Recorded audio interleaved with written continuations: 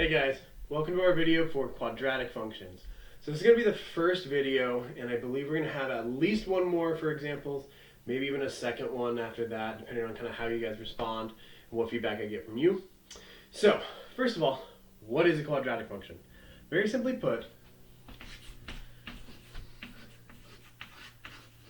a quadratic function is any function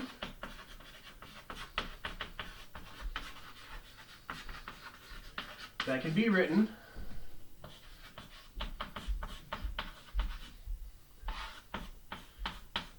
f of x equals ax squared plus bx plus c,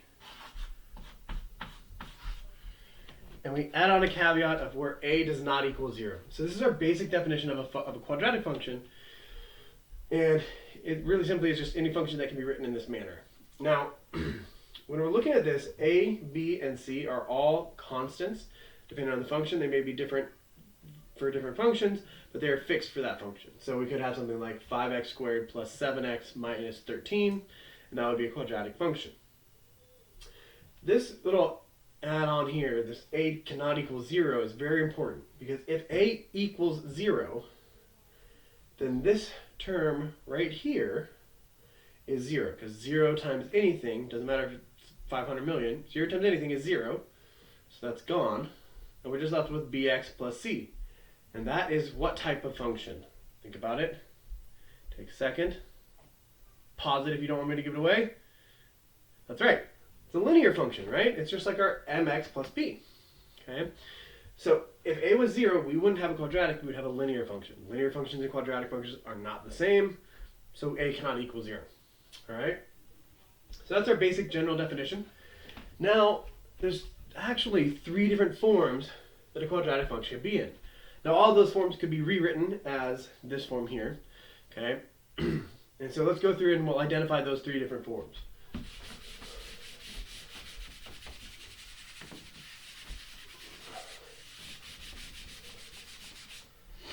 So the first form, the one that we actually gave in that definition, is what's called the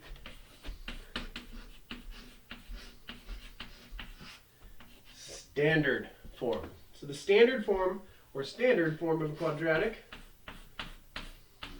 is f of x equals ax squared plus bx plus c. Okay? Standard form is really nice. From the standard form, without doing any math whatsoever, so if we're given some function in standard form, some quadratic function in standard form, we automatically know it's y-intercept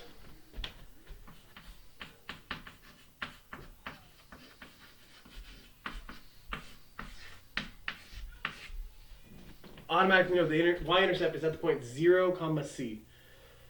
Right? Remember, y-intercept is just where a graph crosses the y-axis. At that point, that means our x value is 0. If x is 0 here, we get 0 squared is 0. 0 times a is 0. 0 times b is 0. So these first 2 terms are all just 0, and we're just left with whatever that c is. So our y-intercept is at 0, c. Pretty nice.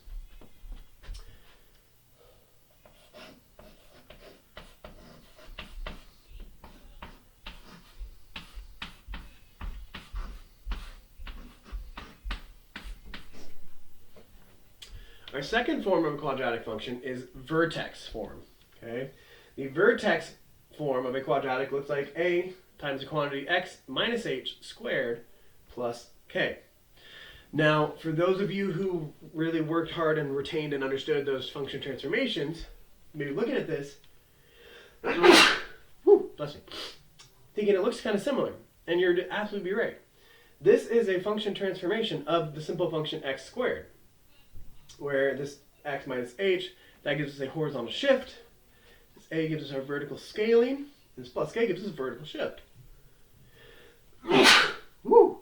Sorry, my allergies are going off today, so hopefully I won't do that too much more. But, so, this is a transformation of the simple function x squared. Now, the reason why this is really cool is this tells us where the vertex is. Now, the vertex of a quadratic function is the point on the graph at which it changes direction. Either it stops going up and starts going down, vice versa, right? It's where that kind of maximum or minimum point is, depending on the shape of the graph. So for those of us unfamiliar with quadratic function, which hopefully are very few of you, if any of you, right? A graph of a quadratic looks like this, right? And just one or the other, not both, right? And that's what we call a parabola, right? These points here, those are the vertex. What's really cool is anytime you see any problem ever with quadratics that says the maximum or the minimum or the when does the most happen or when does least or anything like that, it's always referring to the vertex. It means you are always trying to find that vertex every single time. Nice and easy for you, okay? So, those are rough non-scaled parabolas. So what's nice about this is the graph x squared, the vertex is at 0, 0. So if this here is going to move us h units over, and this is going to move us k units up, what's really cool is from this, we know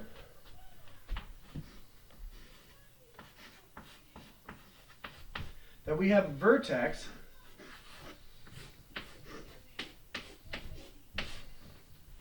at the point h comma k. There's our vertex. So if I have something in vertex form and I say, where's the vertex? It's h comma k. Now remember, just like horizontal transformations, this h is going to have kind of the opposite sign. So if it's going to be something like x plus 5 squared minus 3, that vertex is actually going to be, since it was x plus 5, our vertex is actually going to be at negative 5. Because to make this plus, we have to subtract a negative, and so forth. So that's our vertex. The next type of function, the last one, is what we call factored.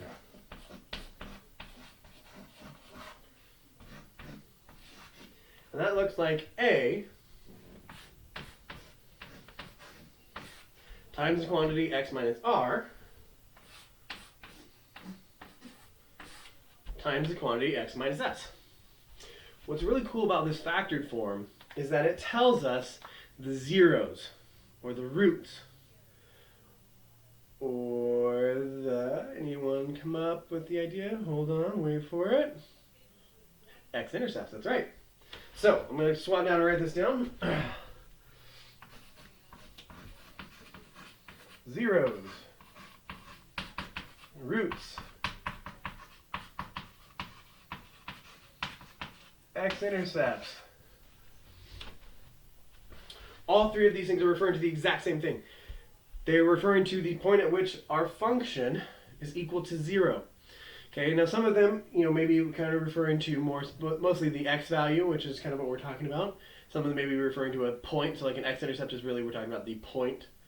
But ultimately, they're all found and kind of evaluated the same exact way, finding when this function is equal to 0.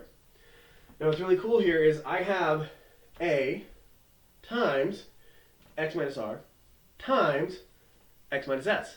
So I have the product of three things. So if the product of three things, for that to equal 0, means that one of those three things was 0.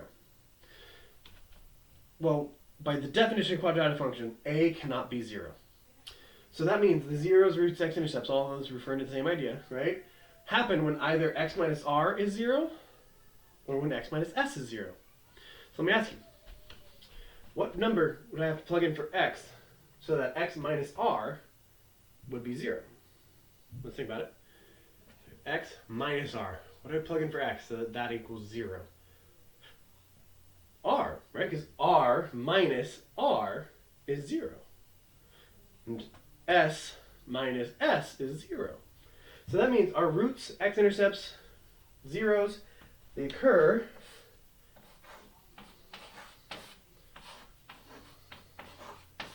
I'm going to write them down as the ordered pair, right, at r comma 0 and at s comma 0.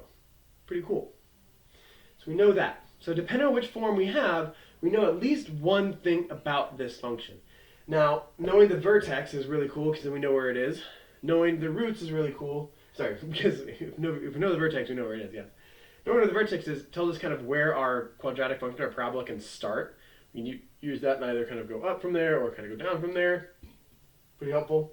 Our knowing our zeros, roots, x-intercepts, right, we know that, and so then we can kind of piece together what happens after that. It's really nice. There's one more thing we know from all three of these forms. Now notice the way I've written these down. standard form, I wrote f of x equals. But all the rest, I just wrote equals. It wasn't because I was lazy or forgetful. It's on purpose. It's because all three of these can be referencing the exact same quadratic function. Not that every quadratic function can be in the same form, but these exact equations. What do all of these equations have in common? Right? They've got x, right? But that's our input. That was our input. So that makes sense that it has that in common. But the other thing they all have in common is a. That is the same exact value for a for all forms of these functions for any one quadratic. And what's really cool is that a value tells us something very important. And if we think back to vertex form, when we think about it as transformations, that a represents a vertical scaling. But it can also represent a vertical flip, right? Because if a was negative, this would give us a vertical flip. And so what's that helpful is that tells us whether or not our quadratic function opens up or if it opens down. And so what we get is a really simple rule. If a is less than 0,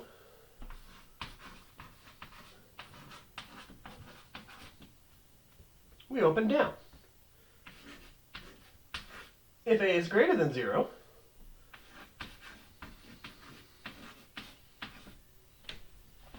we open up. That right there, bam, have that in your notes. This is huge, okay? This tells you everything about what these forms tell you, what forms names are, what a tells you, right? And from this, you can get from this information and a little work, okay, you can get a rough sketch of a quadratic function very quickly, okay? So, that right there, that is awesome. That is huge. Now, I'm going to break this up. So I told you I'm going to do this video plus one more. Might do another. I'm going to do 3 videos total for this. This is going to be the end of the first video.